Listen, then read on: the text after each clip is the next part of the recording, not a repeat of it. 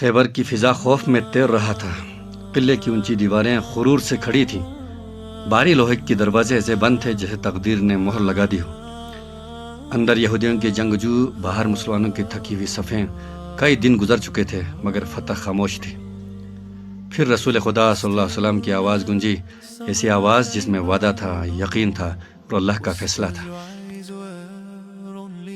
کل میں علم اس شخص کے ہاتھ میں دوں گا جو اللہ اس کے رسول سے محبت کرتا ہے اور اللہ اس کا رسول اس سے محبت کرتے ہیں۔ وہ رات کسی کو نیند نہ آئی، ہر دل چاہتا تھا کہ وہ ہاتھ اس کا ہو، مگر تقدیر مسکرا رہی تھی کیونکہ علی کا دن آنے والا تھا۔ صبح ہوئی، لوگ دیکھتے ہیں کہ علی خیمے میں ہیں، آنکھیں سوجی ہوئی، درد سے بوجھل۔ کوئی کہتا ہے یا رسول اللہ صلی اللہ علیہ وسلم، علی تو دیکھ بھی نہیں پا رہا۔ رسول اللہ صلی اللہ علیہ وسلم نے فرمایا، علی کو بلاؤ۔ علی آئے، سر جھکا ہوا ادب سے، جسے خود کو نہیں صرف حکم کو دیکھتے ہوں۔ رسول خدا صلی اللہ علیہ وسلم نے اپنا مبارک لعاب دہن علی کی آنکھوں پر لگایا۔ وہ لمحہ شفا کا نہیں، معجزے کا تھا۔ آنکھیں روشن ہو گئی، درد ختم ہو گیا، دنیا واضح ہو جاتی ہے، اور پھر علم علی کے ہاتھ میں دے دیا جاتا ہے، وہ ہاتھ جس نے کبھی حق کے سوا کچھ تھاما ہی نہ تھا۔ اچانک قلعے کا دروازہ کھلتا ہے۔ وہ خیبر تھا مگر آج وہ صرف ایک قلعہ نہیں، آج وہ باطل کا غرور تھا۔ سورج تپ رہا تھا، ریت جل رہی تھی، فضا میں ایک عجیب بوجھ تھا، جیسے زمین کو معلوم ہو کہ آج اس پر کوئی فیصلہ ہونے والا ہے۔ مسلمانوں کی صفیں خاموش تھیں، آنکھیں قلعے پر جمی تھیں۔ اچانک قلعے کا دروازہ کھلتا ہے، زمین کانپ جاتی ہے، لوہے کی جنکار کے ساتھ مرحب نکلتا ہے۔ اس نے للکارا، اپنے نام کا اعلان کیا، اپنی طاقت کا شور مچایا۔ علی نے گھوڑا بڑھایا، نہ شور نہ للکار، بس ایک جملہ، ایسا جملہ جو تاریخ نے سینے سے لگا لیا، میں وہ ہوں جسے ماں نے حیدر کہا ہے۔ وہ لمحہ جب دو تقدیریں آمنے سامنے تھیں۔ مرحب آگے بڑھتا ہے، زمین پر اس کے گھوڑے کی ٹاپوں سے گرد و غبار اٹھتا ہے، اور پھر ایسا بادل اٹھا کہ میدان نظروں سے غائب ہو گیا۔ دھول، مٹی، فضا میں لوہے کی جنکار۔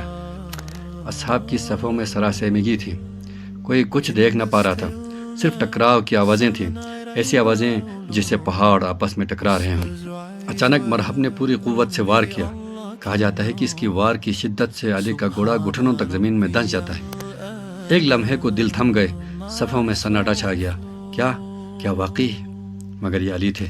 علی نے ایڑ لگائی، ایک جست، اور گھوڑا زمین کو چیرتا ہوا باہر آ جاتا ہے۔ اب باری علی کی تھی۔ دھول ابھی بیٹھی نہیں تھی کہ اچانک ذوالفقار حیدری چمکی۔ وہ چمک نہیں تھی، وہ بجلی کی کڑک تھی۔ قوت حیدری، ایمان علوی اور ہاتھ میں حق کی تلوار۔ پلک جھپکنے کا بھی وقت نہ ملا، ایک ہی وار، ایسا وار جیسے آسمان زمین پر ٹوٹ پڑا ہو۔ ذوالفقار حیدری مرحب کے خود پر پڑی، خود چیرا، زرہ کاٹی، اور مرحب اور اس کا مرکب دونوں کو دو ٹکڑوں میں تقسیم کر دیا۔ ضربت اتنی تیز تھی کہ مرحب کو احساس ہی نہ ہوا کہ وہ کٹ چکا ہے۔ علی نے سکون سے فرمایا، کہتے تھے تو بڑا پہلوان ہے، ذرا نیچے دیکھ، تیرے گھوڑے کی باگ ٹوٹی ہوئی ہے۔ مرحب غرور میں جھکا، نیچے دیکھا، اور دو ٹکڑوں میں تقسیم ہو کر زمین پر دھڑام سے گر گیا۔ اچانک دھول چھٹی، میدان صاف ہوا، اور پھر اللہ اکبر کی نعرے ایسے گونجے کہ خیبر کی زمین لرز جاتی، قلعے کے در و دیوار کانپ اٹھتے ہیں، یہودیوں کے دل بیٹھ جاتی ہے کہ فرشتے آسمانوں میں جھوم اٹھتے ہیں۔ یہ ضربت ہاتھ کی نہیں تھی، یہ حق کی گواہی تھی۔ اب قلعے کا بہت بھاری دروازہ بند تھا، ایسا دروازہ جسے کئی آدمی بھی ہلا نہ سکیں۔ حضرت علی آگے بڑھے، اللہ پر توکل پھینک دیا، اور اکیلے دروازے کو اکھاڑ کر ڈھال بنا لیا۔